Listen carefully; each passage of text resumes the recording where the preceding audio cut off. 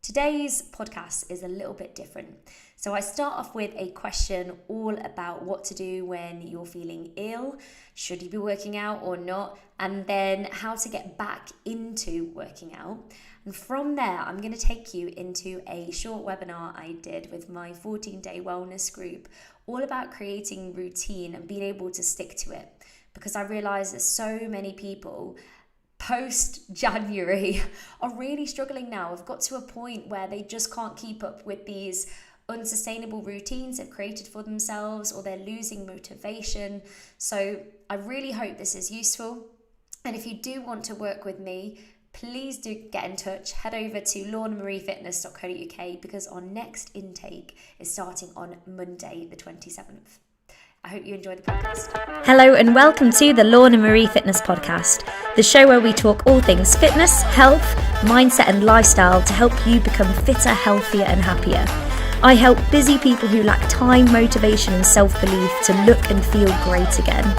If you want to work with me, head over to lornamariefitness.co.uk, but for now, enjoy this episode.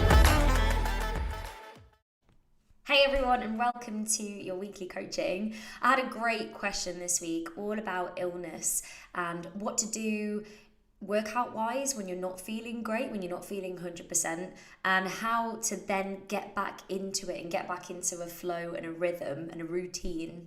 Which brings me really nicely onto a webinar that I did this week, actually, in the 14-day wellness course, where we talked about creating a routine and how to maintain a routine that's sustainable and realistic for you.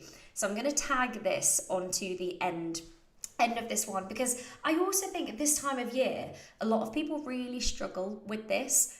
A lot of people start off January really, really well and kind of go all guns blazing and get to this point now where they just can't maintain or sustain this routine that they've tried to create for themselves and end up getting frustrated. But the key is finding something that's going to work for you long term, and actually be enjoyable. Because if you enjoy the journey, if you enjoy your health and wellness journey, then you'll be able to stick to it because you'll look forward to it and it makes you feel good. So here we go, on to the Q&A. So what should you do when you're not well? Should you work out or not? Now, the best thing to do is to prioritize getting better. So prioritizing rest, nourishment, hydration to get you better, to get your immune system on top form so you can get better quicker and you don't have to prolong this illness period. So I would definitely say that, but sometimes it really just depends. For example, if I've got a bit of a bunged up nose, I know that I feel absolutely fine in myself, I'm okay, so I'm just going to kind of carry on as normal, listen to my body, and if I need to pull back, I will. But if I'm feeling chesty, if I've got really bad stomach ache, I will just prioritize rest. I will just rest. And that's kind of what you need to do. You know, when they say, oh, is it neck above or neck below? Below the neck or above the neck? I said that really weirdly, didn't I? Then, you know, you can reevaluate that way. But the most important thing is to prioritize your rest and prioritize getting better.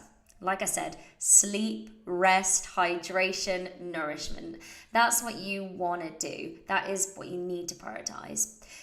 Now, when you're looking at getting back into working out, you need to start off slow and have patience with yourself. You know, you're not going to be able to do what you can do when you're feeling 100%. And actually, if you did go 100% when you're not 100% better, it can actually push you backwards. And sometimes it can cause injury because you're not feeling quite on it and able to hold yourself properly in good postural positions, etc. So there's just no point in pushing it. There's no point in going from 0 to 100. You need to break yourself in slowly, and that might be in terms of how many times a week. It might be in terms of the type of workouts, the intensity levels, and then in terms of the duration. So you might start off with 10 minutes of something and then build it up from there. The whole time monitoring how you feel and how your body feels, knowing that, you know, if it doesn't feel right, you're feeling really fatigued, you're just not feeling good, then you'll just, you know, you can just stop.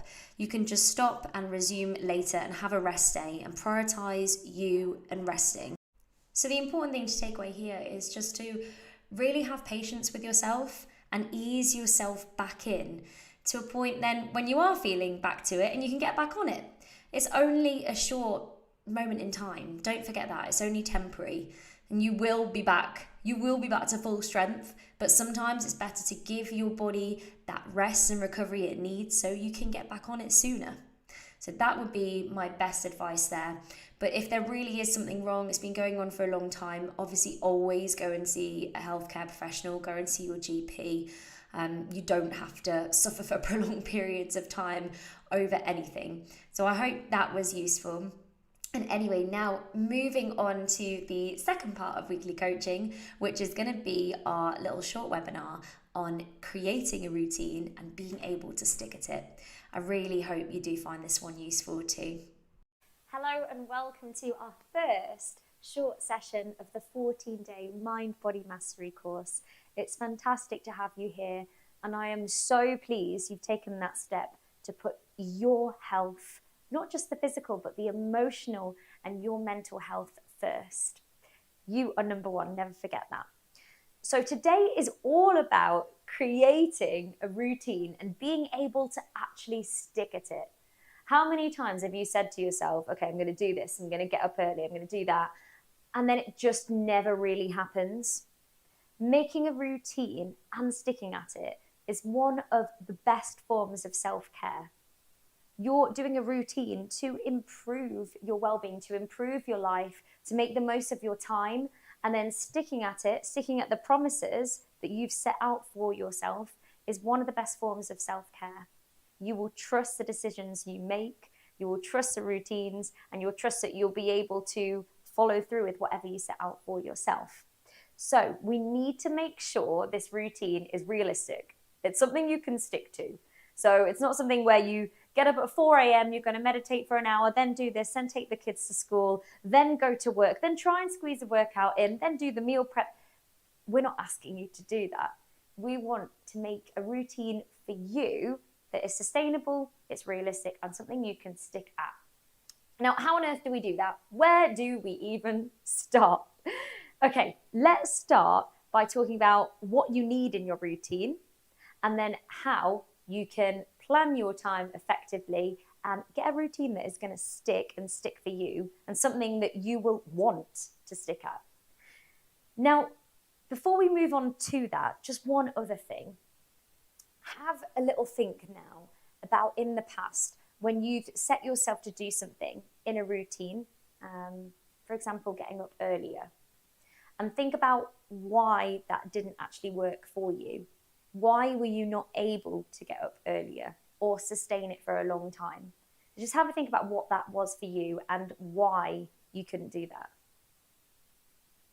Now ask yourself why again, and then again, and again.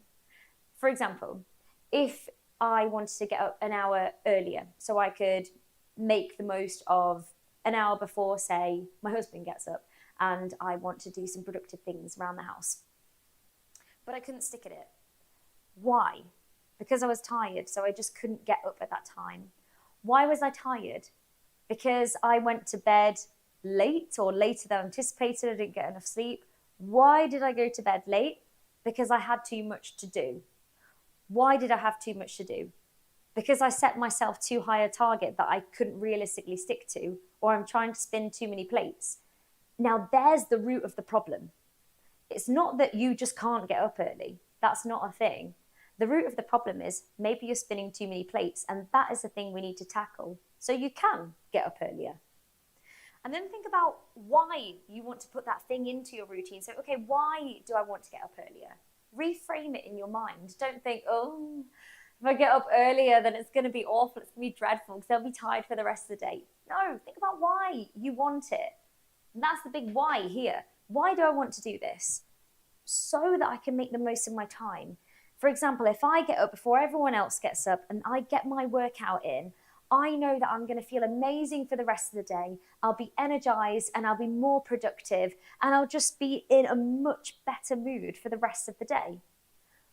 Or maybe you need that extra hour just to take a bit of time to chill and have a cup of tea and not do a right lot before the day starts.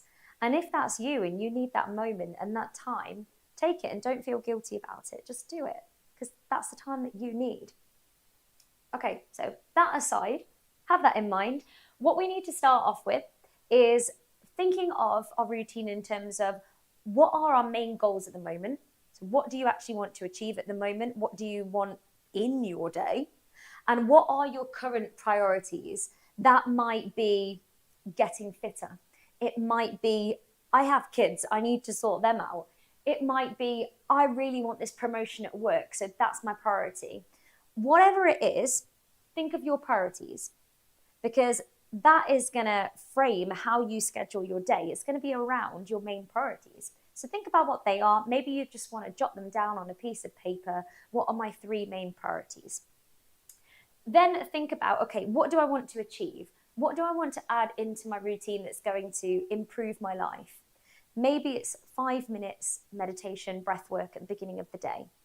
Maybe it's a 15-20-minute workout at the beginning of the day. Maybe it's a lunchtime walk.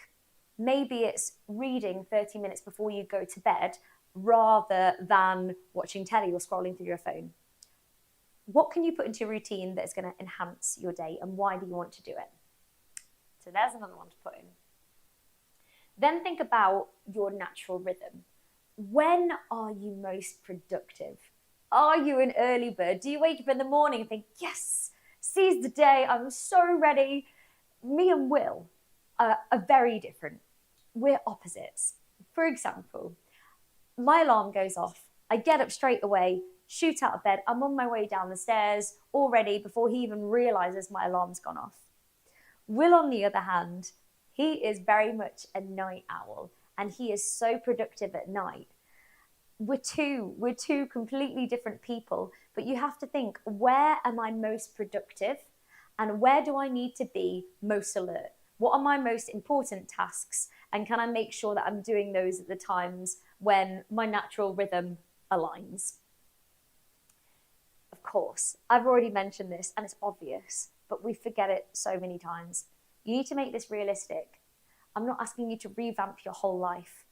You might want to choose 2 things to put into a daily routine to enhance your life, or you might just want a routine in general. Just a routine. Any routine would be great. So make it realistic. You don't want to be saying, okay, I'm going to do that, then do that, then do that, and do that, and they're all going to be 15 minutes long each. I'm going to allocate that time, because someone might knock at the door. You might get a delivery. You might be asked to drive out to school to go and see your child in the play, or the teacher's called you out. You might be asked to schedule an extra meeting that you didn't know about. So you need to be realistic. Give yourself a buffer of time. We'll go on to that later. And don't try and set yourself up for failure. Just a few simple things. Don't overcomplicate this. It can be really, really simple. Moving on. Make it easy for yourself. If you tell yourself, okay, one thing that's going to make my day better is if I do a morning workout. Make it easy. Put your kit next to your bed. Put the trainers in the kitchen, or maybe you put your gym equipment in the kitchen so you have to walk past it. Make it easy, make it simpler for yourself to actually stick to. Put obstacles in the way to make sure you do it and make sure it's more efficient, more effective. So if you want to, for example, get into a better routine with your eating habits, are you prepping some healthy food or having some quick healthy snacks in? There you go. Make it flexible, because do you know what? At different times in our lives, we're going to need a different routine depending on what our current goals and priorities are in life. But not just that. We're human. We're going to slip up, and that's fine. We are not robots. But what's important is when you do slip off your routine and you get really angry about it, you've not been able to stick to it. I'm just rubbish. I can't stick to anything. Before you go down that route, just draw a line. If you have one day or 1 week that you just have not stuck to it, draw a line and move on. Doesn't matter. We're human. So that is all about the kind of routine you want to create. So now, how should we do this? Okay, let me just get rid of this. Here's what I like to do to make my routine. I like to time block. And I do this every evening. You don't have to do this, but I find this really useful for me. Every evening, I do a little time block for the next day. I prioritize the tasks that need to be done depending on what aligns with my goals and what classes I've got on, what meetings I've got, what work I've got, and I make sure they're in my day. So I'll do something like, okay, 6 till 6:45, I need to do X, Y, Z. I'll leave a buffer for everything, by the way. Then 6:45, I'm teaching until 7:15, and then from that time till that time, I'm going to do this. From that time to that time, I do this. And I block out my time. I'm very old school. I like to write it down, and I like to do it the night before because it sets me up for the next day and I know what's coming. And my routine is very similar. So every morning at 6 or 6:45, I'll be doing something in particular, and then so on and so forth. So I try and keep very consistent with what I'm doing. Another thing you can do though is use Google Calendar. So you can pop your routine into there. So Google Calendar is great. You don't need any, you can download apps, but you don't need anything complicated. And just actually block out your time. So from this time to this time is my morning workout. From this time to this time is answering my emails, taking the kids to school. Then from this time to this time, I am going to be at work in meetings. From this time to this time, that's my lunch hour break. I'm going to make sure I take a lunch break and I'm going to go on a walk outside. So on and so forth. Again, buffer in, like 10, 15 minutes buffer for each thing you're going to do.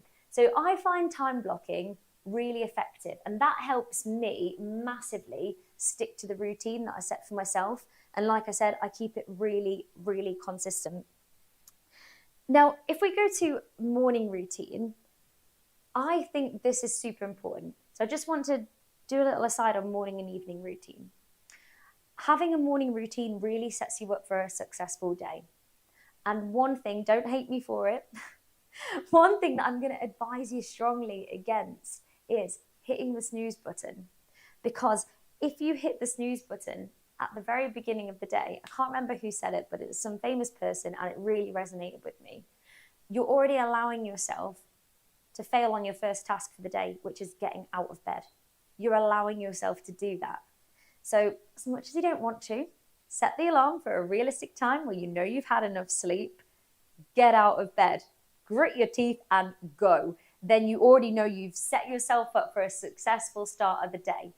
Then in your morning routine, set yourself up for a good day. It might be, okay, before I look at my phone, I'm going to have a coffee, or I'm going to do 5 minutes of breath work or meditation. Or I'm going to put my kit on and I'm going to go and do some yoga, or I'm going to go and do a morning class online. Whatever it is, that might be your time. What do you need to do in the morning? What do you need to prioritize to make sure that you're going to have a good day? And I go back to the workout thing because a lot of people are extremely busy. And by the time it gets to lunchtime, to evening, the day is just gone.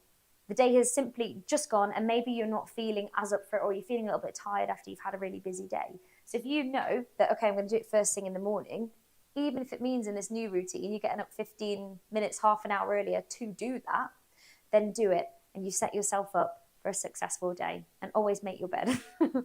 Always make the bed. So think about your morning routine and think about also how you're going to make it easier. How are you going to make it easier to hit those things? What do you want to include? What's going to improve your life?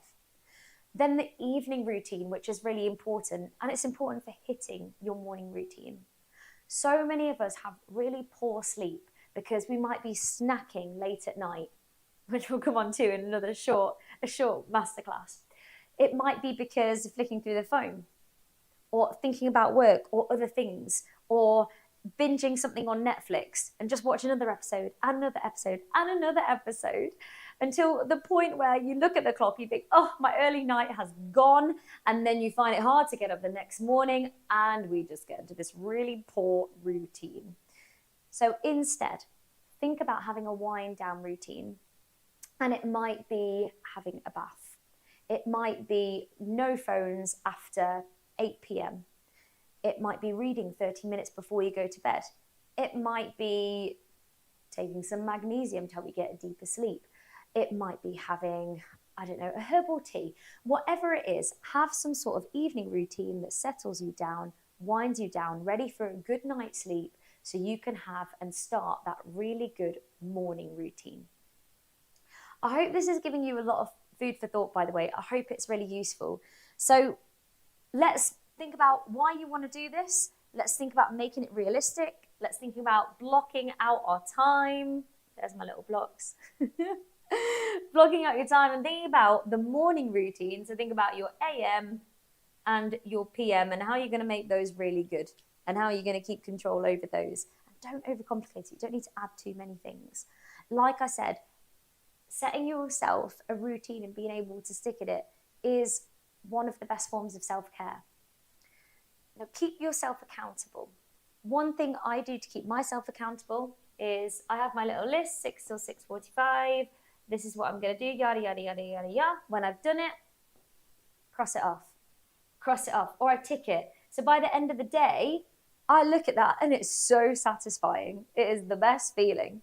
So that's how I keep myself accountable. But you might say, okay, I am going to set myself a realistic goal of a morning routine XYZ. If I can stick to that, or when I stick to it, don't even put the if in. When I stick to that, tick it off.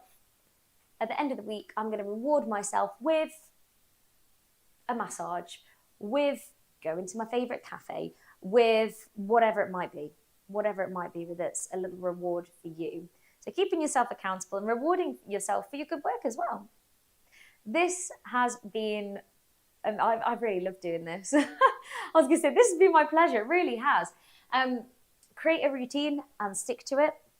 Please let me know how this has been for you. Please make sure you jot some notes down. Let me know if this has been useful and let me know if you do have any questions on this. And thank you ever so much for listening. And again, a very warm welcome to the course.